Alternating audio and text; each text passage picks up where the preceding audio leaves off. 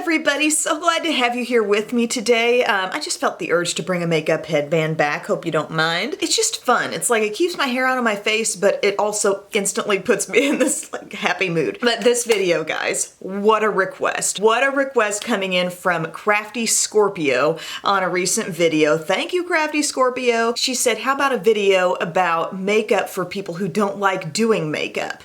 And I was immediately intrigued here and felt like it would be a little challenging, maybe even challenging to grab anyone's interest with this one. I'm not sure. Is there anybody out here who watches my videos but really doesn't care that much about makeup but just watches for other reasons? I don't care why you watch, you're all welcome here. But I thought I might not be speaking really to my niche group of viewers. However, do we all possibly have days where we don't really feel like sitting down and doing it? And so here's kind of a fast track. Also, we may all know somebody in our lives who is trying to learn a little about makeup, but they genuinely don't like doing it that well.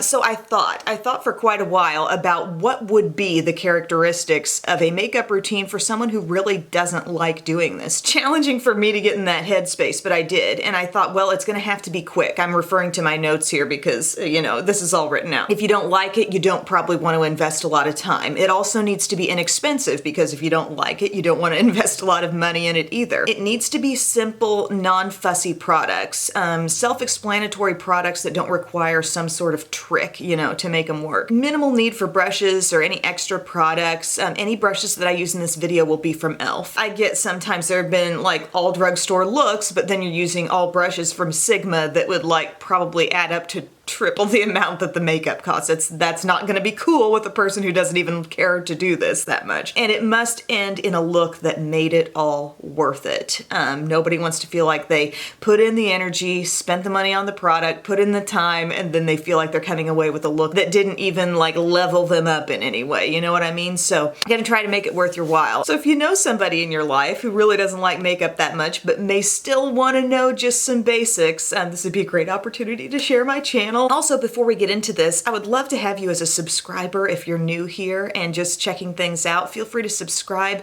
and turn on that little bell that will tell you when I put up a new video. I think that is a valuable thing to do because sometimes you won't even get notified of a new video in your feed at all times. So that's a good safe way to go if you want to know what I'm putting up. Also follow me on social media because I'll tell you there also. So here's the deal. I'm sitting here thinking, what are we going to do for coverage? And I'm wanting something kind of multitasking because, you know, if we can put several steps into one, it makes the whole look less fussy, right? So I'm going through drugstore BB and CC creams, and the problem I keep running into is the fact that some that might be a little better on the coverage side don't contain any SPF, and I really want the sun protection in there.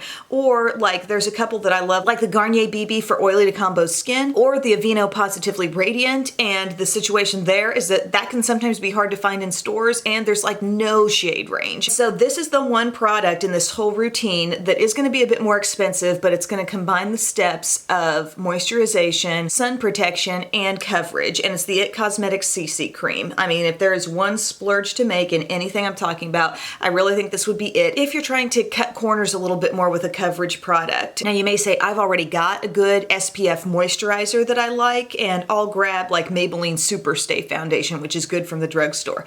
Go for it. That might be a way to save a little bit. But when I really got to thinking, and I thought, if you could skip a moisturizer and use this, skip a separate SPF and have this, and skip a foundation, this might all equal out to being about the same price as several different products I could recommend. So I'm wearing this in the shade Light. I had a medium before and I've used that up completely, but I think the light might be a little bit better suited to me. So all we're gonna do here is dab this on, and I feel like we're starting out with maybe the most fussy or the most pricey thing here, but it's all like easier from here. So I dot it on, and you could go from here and blend this out with your fingers if you want. However, I'm telling you that I feel like you're gonna get the most even blend and the most satisfying effect finish-wise if you use a brush. A great affordable foundation brush is this e.l.f. Ultimate Blending Brush, and you're just gonna take the brush and you're gonna buff the product in.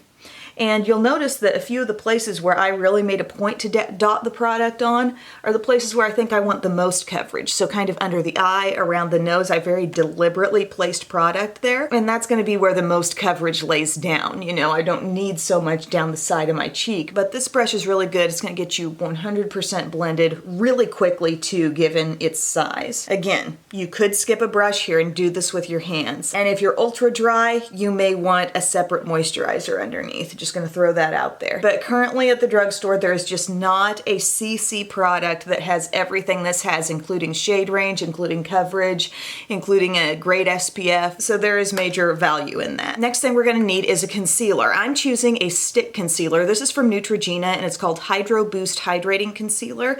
And I have this also in the shade Light. And what it is like a creamy concealer, and it also has a core of like hydrating stuff. And why I like a stick concealer so much is because it's very self-explanatory in terms of the amount that you use. Sometimes with liquidy concealers that have the doe foot applicator, it's like, okay, do I need a dot here or there, or do I need to really lay it on thick? And a stick concealer is kind of like, find the little spot you want to cover and just dab it on top of that spot. And the thickness of product that lays down over it is gonna be pretty much what you need. If you want any brightening with a product like this, you could go down the nose, get a little in between the brow. But another great aspect of a stick concealer is that it's gonna respond really well to you blending it out with your God-given blenders, your fingers. Because it's a creamier product and not really a liquid, your fingers and the warmth provided by them is going to really do a good job of actually blending them into your skin. And it eliminates the need for an extra brush. I'm just dabbing around, when possible using a bit of a pressing motion. And if you want for some of these larger areas, top of the nose, if you're highlighting broad areas of the skin, bring in the same brush you used for foundation. Even though it's large, it can still do an effective job of blending out that concealer too. So it's up to you, but the finger can really handle this task really well. And when I do concealer around the eyes, I do blend it all the way up to the lower lash line because we tend to have sometimes a little discoloration or redness getting all the way up to that zone. Okay, so now we've achieved some satisfying coverage. You know, it's a good coverage concealer, but it was very easy and very low fuss to actually put on. Next up, I've included a powder in this video with the knowledge that maybe dry skin might not necessarily need this step, but oily skin, and even if you're normal like me, you might benefit from a little light bit of powder on top. Also, picking up a powder can give you the ability to sometimes skip this step and instead just go in with your concealer first and then top it off with a little bit of a powder. L'Oreal True Match comes in a lot of shades and it does offer some coverage. It's been one that I've really loved for years. It's a beautiful texture, nice softness, not gonna look cakey, but you don't need to over apply this stuff. Another great option would be from Physicians Formula, the Healthy Powder. That was a product that I bought online, and in my local stores I'm not really seeing it out yet, so accessibility might be a bit of an issue. That's why I'm choosing to recommend the L'Oreal True Match here, but both are nice powders. And I get a little bit on a brush. This is my e.l.f. complexion brush. It might be the best $3 you ever spend on a makeup brush because this is so multitasking. And you want to make a point to kind of go around your nose. I also lightly am dabbing it kind of around where I put a good amount of concealer on the under eye. Think about your skin type. Do I tend to feel dry at the end of the day? Do I tend to feel really oily at the end of the day? If you're more of an oily skin type, make sure you're getting the powder pretty much all over the face to set absolutely everything. And if you're more in the middle like me, think under eye and center of the face. T-zone here. T. Boom. It'll be a nice thing also that you can keep with you on the go if you need to do a little touch up or something. Next up, I've got a product that's gonna take 4 separate purchases for you potentially and just put them all in one thing. This is from Catrice. It's called California in a Box, and it's got your blush, bronzer, highlight, and all of this stuff is gonna work as eyeshadow as well. A very low maintenance, easy eyeshadow look. I actually thought of my needs palette for this step, but then I thought even that may offer a few too many options for someone who really just overall isn't all that interested in this. So you got a couple tones of bronzer here. One's gonna be a little bit lighter and has a little more yellow in it, and this one is deeper and has a bit more red, and I really like that one. I tap my brush into it, just a gentle tap. You're not gonna need to scrub in, not gonna need to work hard to get this to show up on the skin or build up on the brush. And I just start taking this around my hairline and gently warming up the skin. You'll notice that with the brush we're using, this size of brush, it's not applying it in too pinpointed of a way. So that means we're gonna have a hard time really screwing this up application-wise because we're getting a nice diffused amount of color across the skin. And I'm gonna put it right here in the hollow of the cheek a little bit. And then I kind of like to bring it up a bit higher, almost as if I was putting on blush. By that point, the product is very diffused, but it puts the bronzer in kind of a natural place for bronzer to be. Then we're going to choose a blush. Either of these blushes I find to be pretty flattering, or you can use a combo of them. This peachy one has a little shimmer, and the rosy shade over here is more matte. And I'm going to use my blush brush from e.l.f. I use this every single day, absolutely love it. And we're going to also make this double as a highlight brush with a slight twist to the application. But another thing I like about this product, I needed something that wasn't going to take a person from like 0 to clown in 5 seconds if they didn't just use the very proper amount of light pressure. You know, I wanted it to be a little more foolproof. So just, you know, put your brush in, just give it a gentle dab, tapping off any excess, and go to town. Pigmented enough, but not scary, okay? And I'm using the rosy shade today. Gives a great bit of life to the cheeks. You might think like, oh, what's the point in blush? You know, I need to just cover stuff up. I need to maybe put on some mascara, but why do we need blush? I tell you what, just look at the difference in my face. You know, before and after to not having the blush on and having the blush on. Blush is life. Blush is health to the skin. Now, when I put my brush into the blush, I was laying it a little bit flat. To go into the highlight, I'm gonna go like nose down. We're gonna go straight to the top here, and we have this nice glowy product. And a highlighter is just gonna give your skin that added radiance, and I just take that, just using the tip of my brush again, that's the only place the product was, and going right on top of the cheek. And then look at that glow we get to enjoy. If you wake up and you feel like, oh, I look a little dull, the skin's just looking kind of flat. If you've been used to using just basic matte products that don't offer anything extra to your skin, look what a highlight does. So now guys, the face is done. It was quick, it was easy. I was going through it in a pretty detailed way explaining things, making it take longer, but I mean, this kind of thing can be done in a snap because we only used our base product here. We grabbed a concealer that was very easy to put on, a little dusting of powder, and then our color. Now for brows. There are a lot of products coming out on the market that can combine hold and color and giving you that chance to fill in. And if you can get by with it, if you don't need to completely recreate a brow, which if you do, I would recommend the e.l.f. Instant Lift Brow Pencil, just $2. But the ultimate low maintenance brow is one of these gels that you can kind of take through and give yourself that tint and also the hold all in one step. So look for the L'Oreal Brow Stylist Boost and Set. This is the dark brunette. And see, the brush is tiny. And all I'm gonna do is treat my brow like I'm just combing through it, you know? I'm just using that little brush, and sometimes just the tip of it really, to practically fill in the way I would if this were a pencil. And then using the whole side of the brush to go on and take that product through. And another option I feel like I should share, like there are many nice, really, really skinny brow pencils on the market, even at the drugstore, from this L'Oreal line, from NYX, something called Micro Brow. And I should restate that maybe if you are recreating a brow, one of those skinnier options that can give you the hair-like strokes might even be better than the e.l.f. Instant Lift. So again, using the side of our brush, laying down product that is also going to hold our brows in place all day. And then you can use the tip to almost fill in the way you would if you had a pencil in your hand right now. The one thing to keep in mind is that as you take the wand out, make sure your tip of your brush isn't too over gooped. You know, you might have to do this kind of a thing a little bit, but when you take to this part of your brow first, it lays down a little more product where you can use more product, and then you've got a lighter amount on the wand as you work inward. So my friends, that's not the most precise way I've ever done my brows, but if we're talking about makeup for people who don't like doing makeup, you're not gonna wanna spend a lot of time slaving over your brows, and that's probably one of the quickest ways to get the job done. Just a couple things left, everyone. We're gonna do eyes and lips. And for eyes, let me tell you, if you wanted to, you could skip any kind of like fussy shadow on there, but I do wanna show you how to use this one palette, which we used for the face steps, also for a very basic eye. look. And one product you may greet me with, oh, that's too fussy, I don't need it, something called an eyeshadow primer, I don't even like makeup that much. Trust me, you're going to give yourself an easier time and better results and more satisfying, longer lasting results with any eye makeup you would use if you will just get this Milani eyeshadow primer. It's a drugstore product. Use only a tiny bit, okay?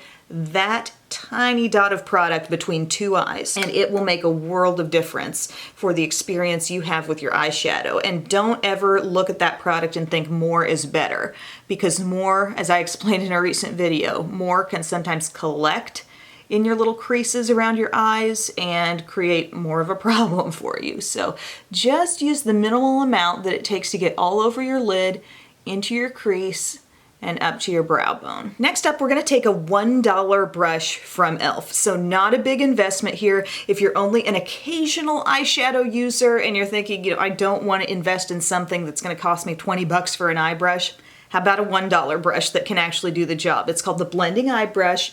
And I'm gonna go into that same shade here that I used all over the face as my bronzer and get a little bit on that brush.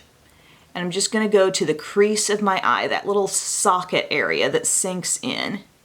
And I'm gonna provide myself with a little more depth in that area. What's the point of this? Well, ultimately, your eye will look more finished and defined, I think, when you go to your crease and you basically contour it the way we contoured other parts of our face. We're just using a smaller brush, but we're using the same type of product. Literally just go to that area where you feel going right up above your eyeball, and that's the crease. It's very nice how this shade does not require a lot of blending, but I make sure I'm not seeing any real harsh edges. You know, now that there's not really any product on my brush, or you can just kind of wipe it off on your arm to make sure, now you're dealing with a pretty much bare brush and go over your edge. And make sure that nothing is too harsh there. Now here's the conclusion of world's easiest eye look. Go into your highlighter. I'm gonna use the brush called the eyeshadow brush. It's kind of a flat brush. It's gonna pick up product on the side of the brush pretty nicely. Go into that highlight, and we're just gonna apply that all over our lid for a little glow, a little bit of a pop there. This is also gonna help neutralize any discoloration that we develop on our eyes. Some people get kind of red on their eyelids or even bluish purple. And now doing that with the highlighter, we've just brightened everything up. Doing just short little swiping motions, kind of patting the product all across the lid. Okay, my friends, we're done now. We're done with the eyes. I fully realize that a person who doesn't like doing makeup is not gonna wanna do maybe more than 2 steps there. Next up, we're gonna do our lashes, our mascara. Think about whether you have curly lashes or straight lashes. I definitely have straight lashes, so I benefit from a lash curler. Every day I use this Tweezerman Pro Curl Lash Curler. There are more affordable options out there. This happens to really fit the curve of my eye. I have kind of a round eye space here, and it hits my lash line really, really well. But if you're looking at your lashes and you're thinking, dang, I haven't even touched them and they look like they've got great curl, you might not even need to pick up an eyelash curler. I remember really loving a $1 lash curler from e.l.f.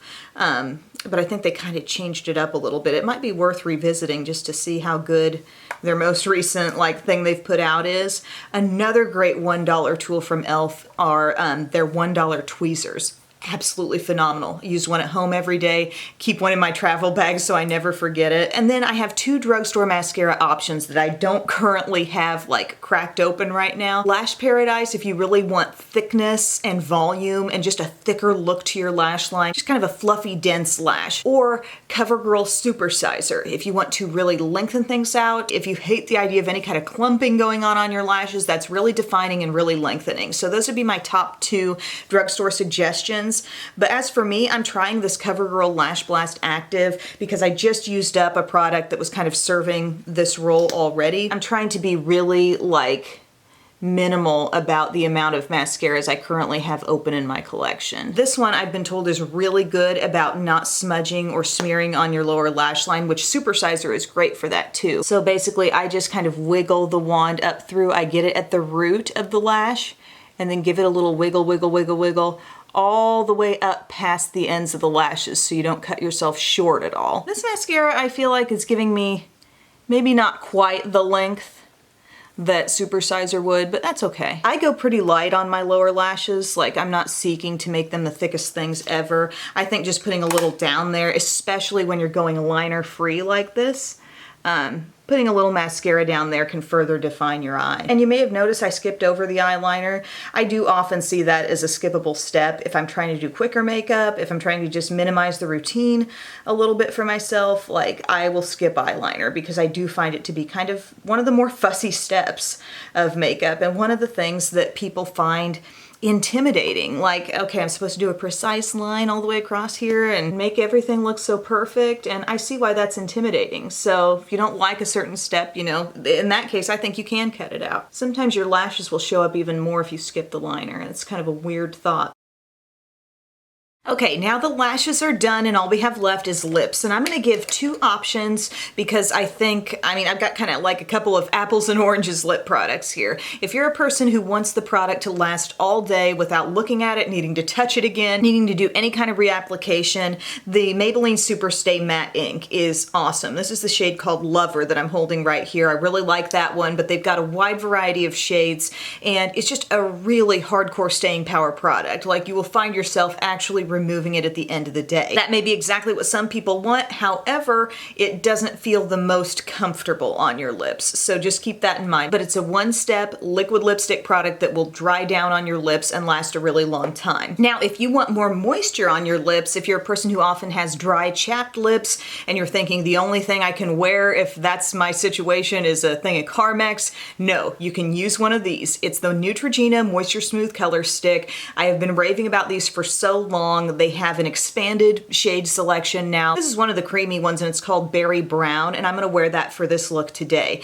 I've called these the sweatpants of lip colors because they just feel so nice on. They feel just like a lip balm. After you eat a meal, you may want to touch it up and reapply, but they look very finished. They're all very full colors, so you're not gonna be like, okay, how many times do I have to go around my lips to get the color built up? No.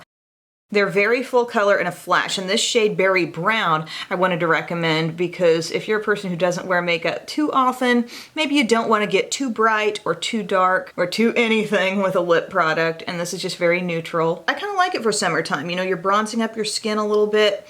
Gives you that little bit of depth that I think does liven up the face some. So everyone, here's my finished look. I feel super satisfied with this and confident. I feel like my skin looks so even, but also radiant. I look at my eyes and I think, you know, I got a little lash definition there. The eye looks finished because I went into the crease and also on the lid for a little contrast. Absolutely love my lip color, but there's your option for really switching up the overall vibe of the look if you go for a red or a berry or something different than the neutral. But everyone, I hope this was helpful to you. I hope my rationale kind of made sense as far as trying to figure out what the best products would be for someone who really doesn't care to apply makeup at all. Definitely some great affordable product options and brush options. Again, I think the splurge of everything was the CC cream, but if you really do want to get around that, like I said, and you've got a more affordable SPF that you like, and you know, there are plenty of great just drugstore classic foundations that you could use, but that just cuts a few corners putting multiple steps in one. So I will list everything I used, all the brushes, all the products in the description box below this video, so you can check that out for reference if you missed the names of anything. But I had fun with this video. This was a neat little challenge, and it was kind of fun to think about things from a different perspective. So thank you so much for your time, and I will see you all again very soon. Bye.